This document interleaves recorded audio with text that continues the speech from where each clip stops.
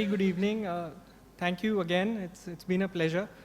So I'm going to talk to you about OCT angiography in white dot syndromes.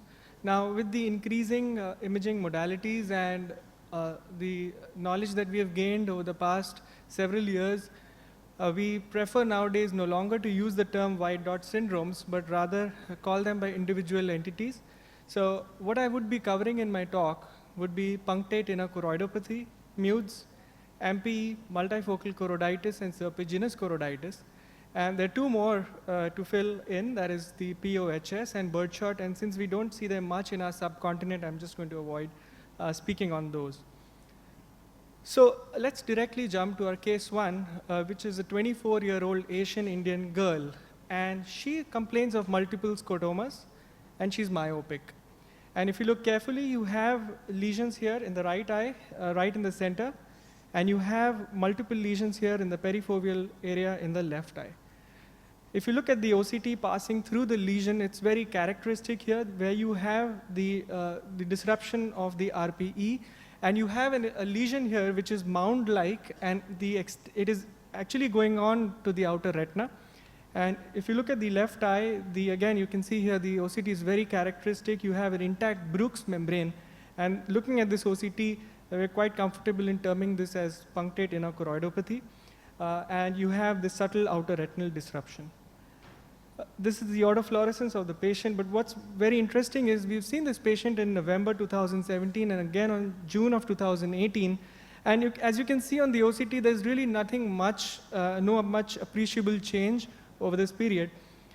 This is what she has in June of 2018. So on the OCT angiography, you can see this kind of a network here. And this is the patient back to us in about 2 months in August. And here you can appreciate the presence of retinal heme, and that's causing the blocked signal on the autofluorescence. So if you look at the OCT in August, you have the fluid coming up. And I think OCT angiography has a very important role in PIC, and I do believe that a large proportion of patients of PIC, probably more than 80%, harbor some kind of neovascularization within the lesions. And so I find OCT angiography extremely useful in following up patients of punctate inner choroidopathy. So that's the learning lesson number one. Let's move on, and this is a case of a 32-year-old male with bilateral diminution of vision. We're looking at the left eye here, and at the autofluorescence shows you the active disease. It's serpiginous-like choroiditis, and this is the right eye of the same patient.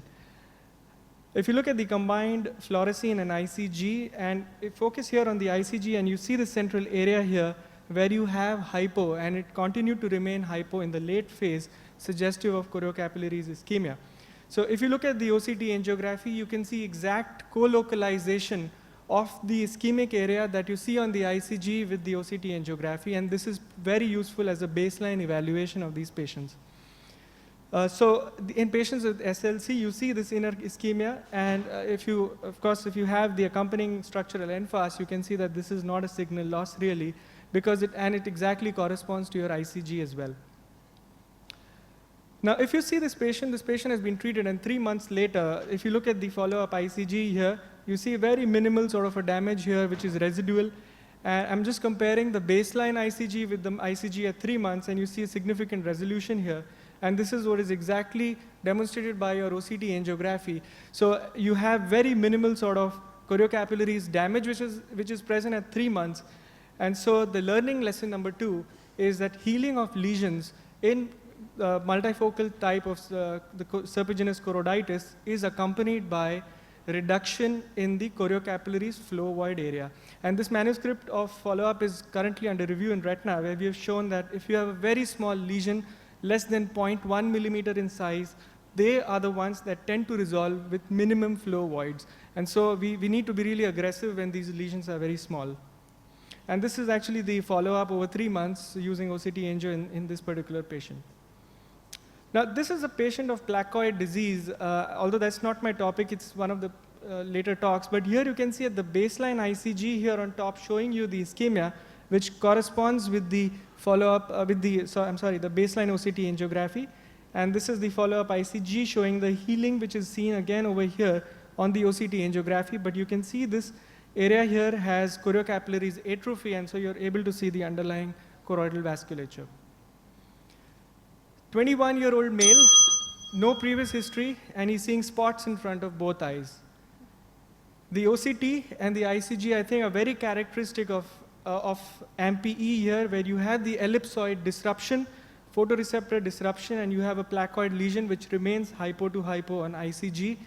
And in these patients, you find OCT angiography very characteristic. Again, there is a very good co-localization with the ICG. And in these patients, you have the confluent pattern of choriocapillaries involvement. And this is the learning lesson number 3, that in AMPE, you have predominant involvement of the choriocapillaries. A 51-year-old Caucasian woman with blurring and spots in her eye, and you can see this on the ICG, you have these hypospots which are coming up near the superior arcade as well as inferiorly. And you see actually something which is more prominent on the autofluorescence. You have a lot of these spots, including in the nasal retina. So it's MUDES, and these lesions are very typical here, and they are usually hypo to hypo on ICG. But again, on ICG, some of these lesions may be ISO to begin with. The OCT shows this characteristic disruption here of the ellipsoid, and it often extends to the outer retinal layers, and you have an intact choriocapillary. So if you look at the OCT carefully, you have a very intact choriocapillaries, and that's very important here. And if you look at the OCT angiography, you can see here these changes that come up on the ICG do not reflect on the OCT angiography. So this is a very important learning point here, that on OCT angio, you do not have any alteration in the choriocapillaries in MUDES.